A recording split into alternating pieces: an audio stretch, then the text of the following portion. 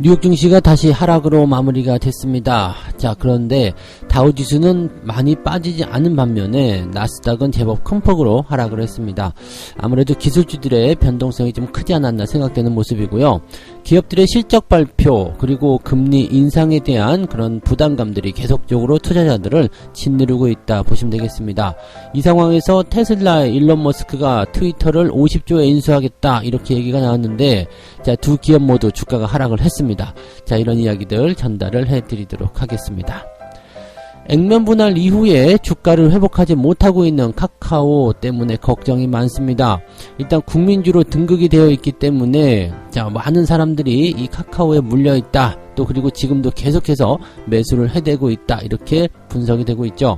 자, 이 카카오 정말 주가가 계속해서 떨어지게 될 것인지 올라갈 수는 없는 것인지 여기에 대한 부분들도 같이 알아보도록 하겠습니다. 최근에 금리 이슈, 금리가 올라가는 것이 가장 큰 이슈로 들어오고 있습니다. 뭐 대출 규제도 완화되고 있다, 뭐 이런 얘기가 있지만 일단은 기준금리가 계속해서 올라가는 모습이고 미국이 빅스텝을 활용하기 때문에 국내 증시도 이런 금리 인상이 자유로울 수 없다라는 얘기가 나오고 있죠. 자, 물론 한국은행도 계속적으로 금리를 올릴 것이다 라고 전망이 되고 있기 때문에 금리 인상의 최대 수혜주는 바로 은행주 아니겠습니까? 바로 이 은행주를 지금이라도 매수를 해야 되는지 말아야 되는지 여기에 대한 이야기들이 지금 계속적으로 나오고 있습니다. 이 부분들 정리해서 알려드리도록 하겠습니다.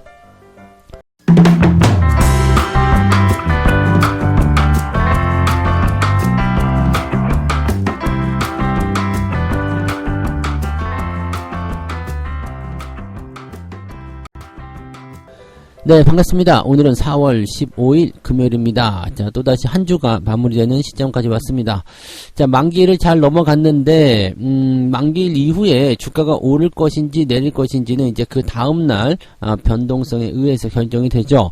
자, 보통은 이제 만기일 이후에 주가가 내려가는 것이 일반적입니다. 왜냐하면 주가가 하락을 한다 또는 올라간다 이런 부분들보다 지금처럼 횡보장에서는 지수를 어느 일정 수준에 맞춰놔야 되기 때문에 딱 맞춰놓고 나서 그 다음에 시장 분위기에 따라서 움직이거든요. 근데 시장 분위기가 그렇게 썩 좋지 못하다 그러면 주가가 거의 대부분 내려간다 이 얘기죠. 그래서 횡보장에서는 대체적으로 뭐 시장에 대한 재료가 악재도 있고 호재도 있고 하기 때문에 부담감을 좀 느끼게 돼요. 근데 만기 때문에 어쩔 수 없이 지수를 좀 올려놨다든지 아니면 맞춰놨다 이렇게 된다라면 다시 안 좋은 분위기를 타고 들어갈 수가 있겠죠. 즉 주가가 인위적으로 어느 정도 일정 수준까지 올라갔다라면 다시 변동성을 보여줄 수 있다라고 생각하시면 되는 얘기죠.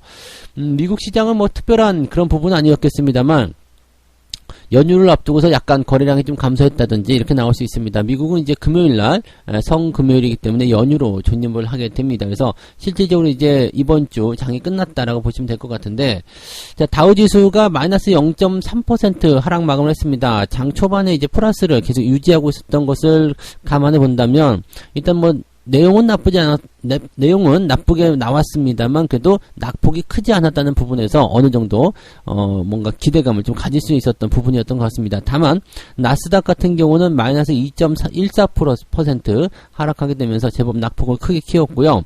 자, 분위기도 이제 아침 시작과 동시에 플러스로 잠깐 올라섰다가 그대로 밑으로 하락하면서 마감까지 계속 최저가로 오늘 마무리됐습니다. 일단은 뭐 장 마감까지 해서 계속해서 빠져나갔다라는 거, 이 부분이 부담을 좀 줄 수밖에 없는 내용이긴 한데 뭐 그렇다고 해서 지금 시장이 또 다시 나빠지는 것인가, 이 부분은 아직 확실하지 않죠. 왜냐하면 오르고 내리고 하는 부분을 반복하고 있다라는 것은 일단 횡보 흐름으로 진행될 가능성이 높다라는 얘기가 되는 겁니다.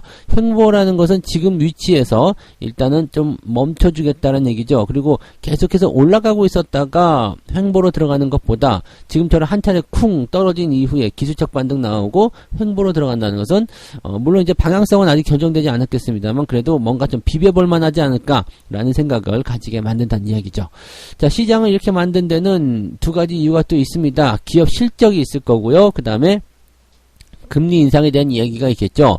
일단 기업 실적을 먼저 좀 살펴보게 되면 JP모건의 순이익이 예상보다 부진하게 나왔습니다. 그리고 웰스파고의 실적이 이때 타격을 좀 입었다라고 얘기가 나왔네요. 그러니까 JP모건 같은 경우는 이미 실적 발표가 됐었는데 안 좋게 나온 데다가 웰스파고의 실적도 그다지 별로 좋지 않았다.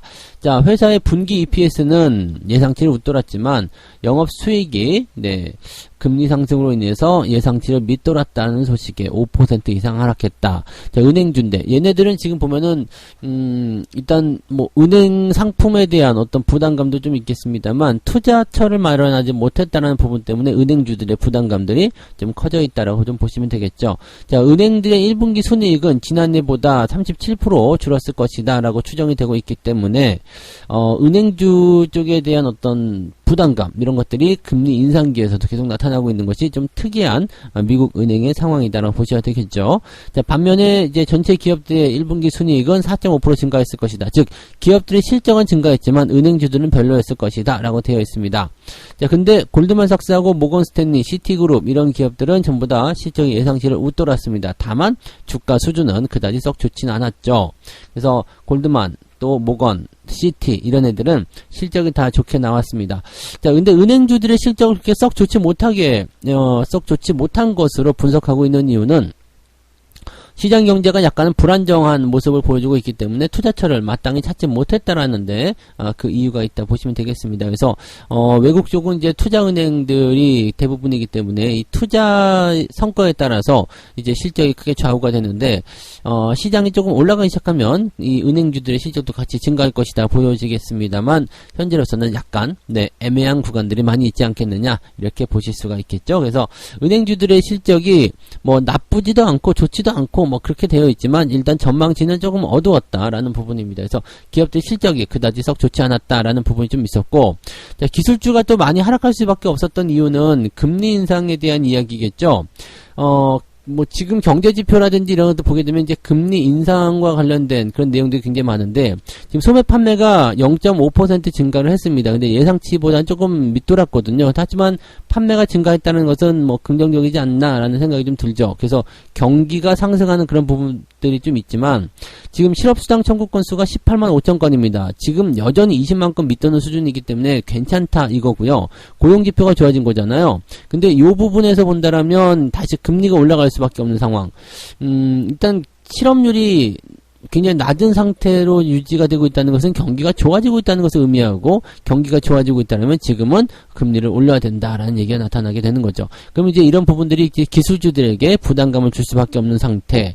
이 상태에서 지금 테슬라가 역시 제가 지난번에 말씀드렸죠. 이거 적대적 M&A 아닌가요? 그러면서 트위터에다가 뭐 자기가 소셜 미디어를 운영하면 어쩔까 뭐 그런 얘기 써놓은 게 전부 다 포석이다라는 얘기였죠. 그래서 적대적 M&A의 어떤 그 기대치를 좀 가지고 있었어요. 왜냐면 일론 머스크가 갑자기 트위터의 지분을 막 사들였잖아요. 그 부분들이 이게 적대적 M&A 냄새가 나는데요 라고 했는데 이제 50조 원의 트위터를 사겠다 이렇게 얘기를 했죠. 그랬더니 트위터가 테슬라나 똑바로 해라. 그리고 그냥 꺼져 이렇게 딱 그 철벽을 치더라고요. 그래서 사실 테슬라가 트위터를 산다는 것 자체가 뭐 그다지 좀 활용될 수 있는 부분은 아닌 것 같다라는 느낌이 좀 있고요. 또 일론 머스크가 트위터를 인수하게 됐을 경우에 일어나는 여러 가지 상황들에 대해서 이제 생각해 본다라면 뭐 재미있을 것이다라는 생각도 있지만 그걸 왜 하는 거지라고 또 생각이 될 수도 있겠죠. 그래서 아무튼 뭐 결렬이 좀 되는 모습인데요. 어쨌든 트위터 같은 경우는 주가가 좀 하락했고, 그다음에 일론 머스크가 이끄는 이 테슬라도 주가가 하락을 했고, 뭐 기술주의 어떤 영향이었겠다라고 볼 수도 있겠습니다만 얘네들은 지금 M&A 관련한 부분에서는 그냥 별다른 영향은 없지 않았나라고 생각이 드는 부분입니다. 그래서 기술주들 전반적으로 좀 안 좋은 모습들이 이 나스닥을 끌어내리는 모습이었을 것이다 보시면 되고요. 대신에 이제 소비자들의 경제 신뢰도를 보여주는 미시간대 소비자 태도지수 예비치가 65.7을 기록했습니다. 그러니까 전월 확정치가 59.4, 여기에서 거의 10% 이상 상승했다. 이렇게 되어 있는데, 자, 이 정도면은 대단하죠. 지금 전문가들 예상치가 59.0이었거든요. 그러니까 경기가 계속 좋아질 것이다라고 소비자들이 믿고 있다는 이야기입니다. 다만 이제 여러 가지 변수에 대한 부담감들 때문에 이제 이 경기 이 상승에 그런 믿음을 갖고 있지만 아직은 투자에 대한 어떤 기대치들이 높아 있지 않다. 뭐 이런 정도. 그 다음에 금리가 0.5% 올라가는 것 때문에 기술주들에 대한 부담감이 있다. 뭐 이런 정도로 나오는 것 같아요. 뭐 내용 따지고 보면은 그다지 나쁠 건 없다. 이렇게 보시면 될 것 같네요. 그래서 일단 연휴를 앞두고 나서 약간의 변동성 이해할 수 있겠죠. 그래서 그런 것들 참고를 좀 해볼 필요는 있을 것 같고요. 국내 증시 같은 경우는 일단 빅 이벤트를 끝낸 상태에서 미국 시장이 조금 떨어지는 그런 흐름을 만들어졌기 때문에 우리나라 증시도 약간은 오늘은 변수를 좀 가질 것이다 라고 보시면 되겠습니다. 주말이기 때문에 떨어져서 시작하면 오히려 낫습니다. 오후에 이제 올려주는 필요성들이 좀 생기기 때문에 떨어져서 시작하면 상승으로 꼬리 달고 올라갈 가능성이 높을 거고요. 아침에 떠서 시작하면 약간 주의가 필요하다. 이 정도만 보시면 되겠습니다. 근데 시장 자체가 지금 뭐 큰 변수를 가지기에는 조금 부족한 단계입니다. 그래서 크게 변화한다기보다는 그냥 현재 수준 뭐 2730, 40 그 정도 저항대 있죠. 그래서 그 저항대하고 아래쪽에 2700포인트 그 정도 범위에서 오늘은 맞춰지지 않겠는가라고 생각하시는 게 맞을 것 같습니다. 물론 시장의 방향성에 따른 또 분위기에 따른 변수는 반드시 놓여있기 때문에 거기에 맞춰서 실질적인 대응을 하시는 게 더 중요하겠죠. 자, 두 번째 이야기 넘어가도록 하겠습니다. 카카오가 액면 분할한 지 이제 1년 됐습니다. 1년이 지났는데 여전히 주가를 회복하지 못하고 있다라고 되어 있습니다.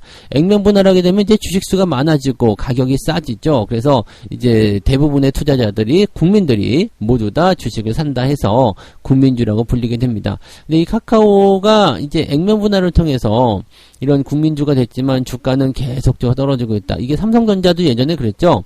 액면 분할하고 나서 한 1년여 정도 주가 계속 1년 넘게였죠. 그 조정을 계속 받았었던 모습을 말쓸 수가 있는데 카카오도 뭐 그 정도까지 왔다는 얘기죠.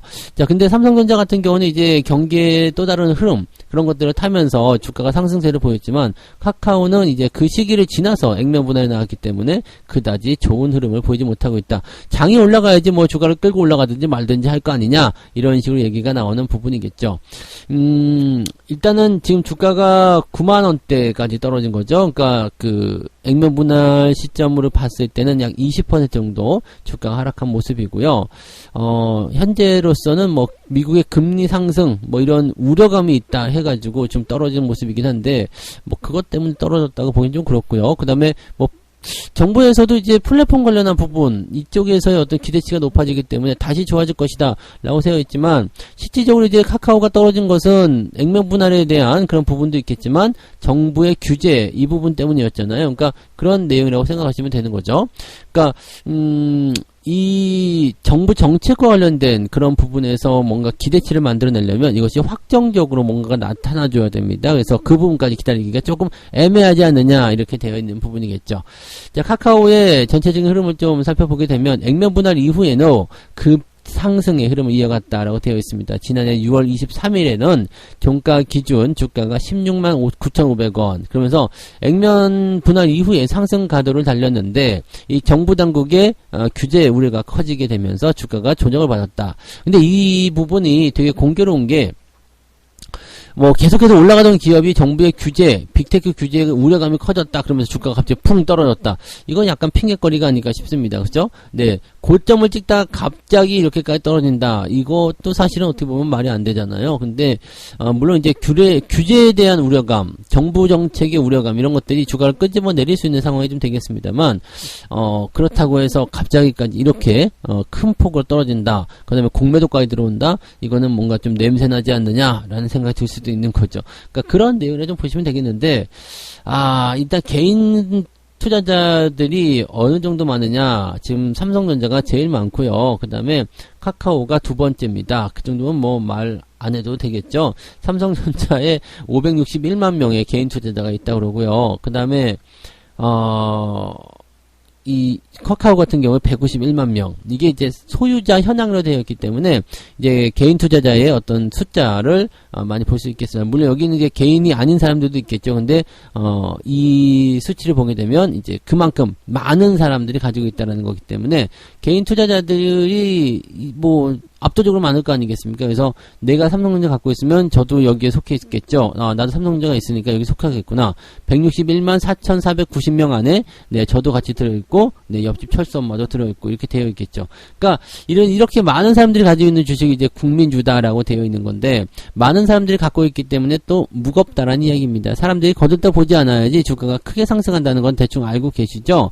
그러니까 이런 부분들은 네, 당분간은 주가 상승하기 좀 어렵지 않겠느냐 보여지는 부분이죠. 삼성전자도 그렇고 카카오도 그렇고 당분간은 주가가 상승하는데 굉장히 힘든 애로점이 많을 거라 생각합니다. 특히 뭐 지금 떨어지자마자 계속해서 물타기 하고 있는 분들 계시던데 이런 부분들도 그다지 좋지 않겠죠. 올해 들어서 개인들이 카카오를 1조 2,500억 정도 순매수했는데 물타기용이다라고 되어 있습니다. 물타기는 그렇게 하는 게 아니라는 걸 꼭 명심하셔야 됩니다. 주가가 떨어질 때는 그냥 두셔야지 돼요. 가만히 두셔야 됩니다. 이게 손실률이 커가는 것 같아서 기분이 되게 나쁘겠지만 그냥 계속 기다리셔야 되는 거고 최저점까지 내려간 이후에 반등의 기조를 만들어냈을 때 추가 매수를 통해서 평단가를 한 방에 훅 낮추고 들어가야지 그게 아니라 찔끔찔끔 계속 산다. 차라리 그 돈 찔끔찔끔 모아가지고 계속 갖고 있다가요 주가가 다 떨어지고 이제 상승세로 돌아선다 싶을 때 추가 매수를 들어가시는 게 훨씬 더 유리하다고 보시면 되겠습니다. 떨어질 때마다 평단가 낮춘다고 해서 당장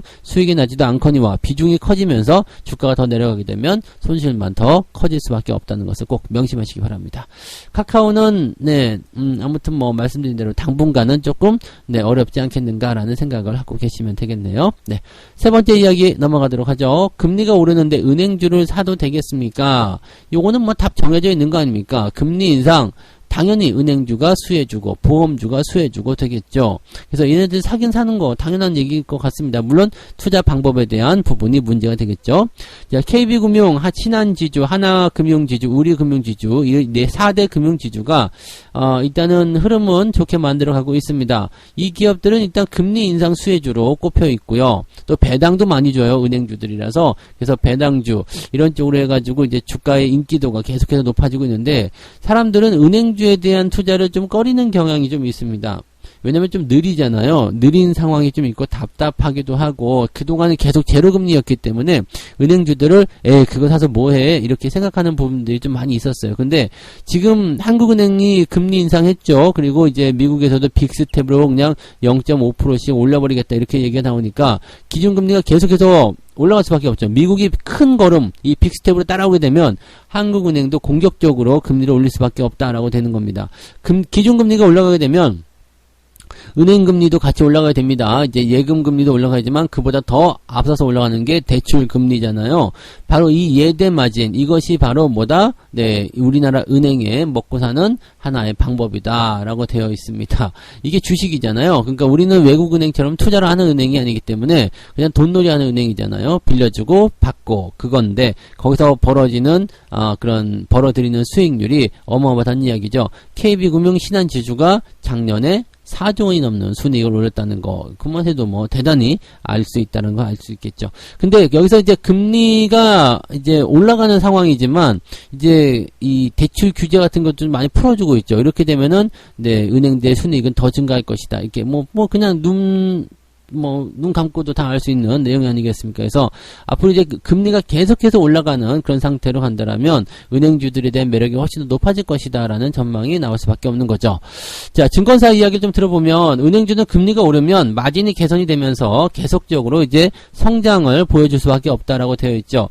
경기 둔화로 이어지지 않고 연착륙을 하게 된다면 실적이 좋아지면서 더 많이 오를 것이다.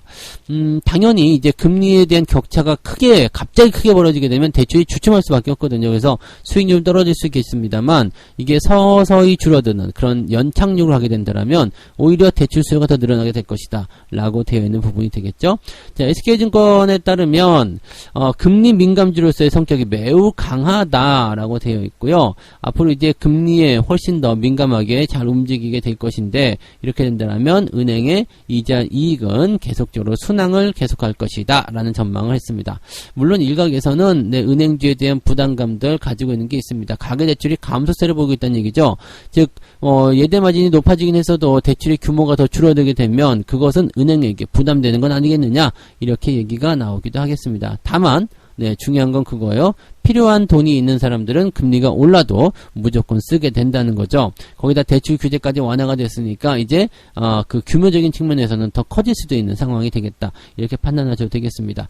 자, 그럼 은행주 사야 되냐 말아야 되냐? 사야죠. 은행주는 사야 되는데 문제는 이제 매수하는 시점, 종목마다 각자 다르겠죠. 네, 저점 지지권에 근처 왔을 때는 매수를 하셔도 됩니다. 매수하셔도 되고 대신에 은행주들은 여러분들 잘 알고 가셔야 되는 게 무조건 장기 투자라는 거, 그것만 잊으시면 안 됩니다. 근데 무조건 장기 투자라 해서 계속 묻어놓는다?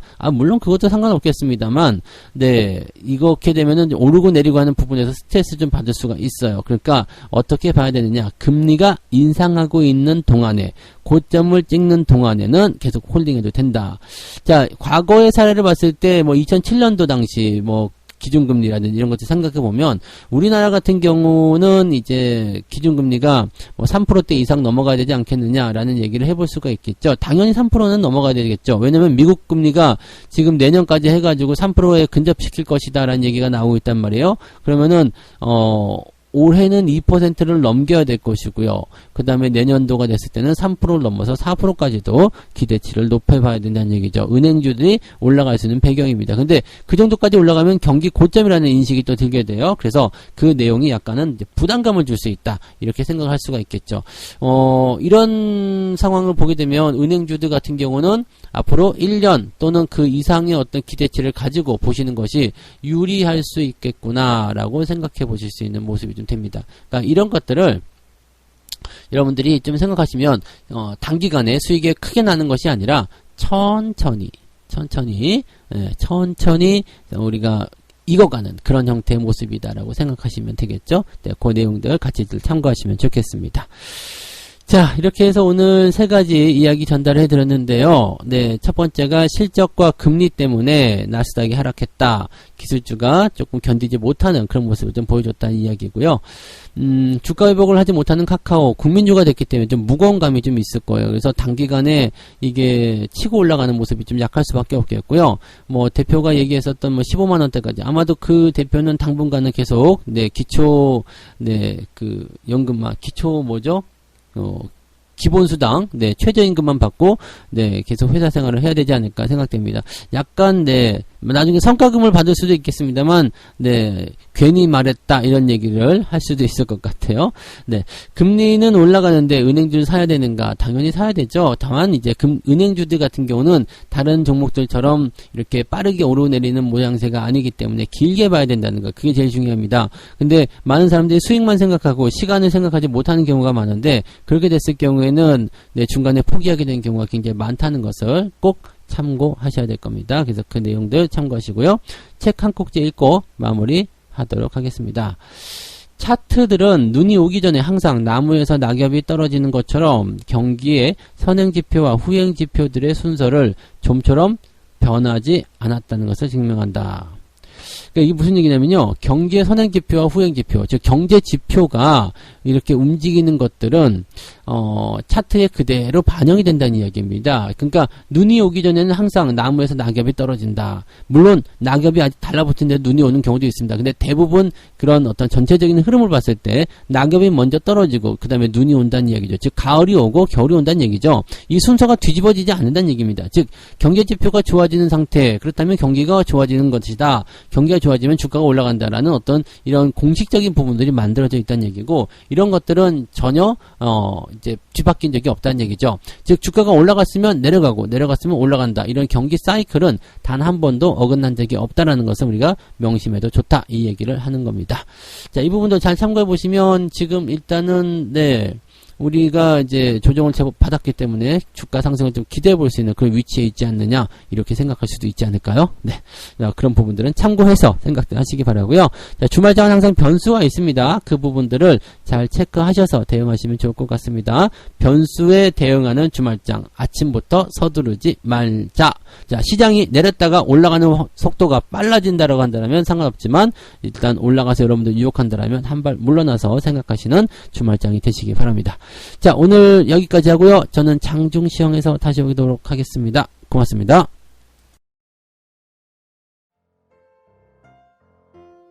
본 방송에서 제공되는 모든 정보는 투자 판단의 참고 자료이며 투자의 최종 책임은 본 방송을 이용하는 본인에게 있습니다.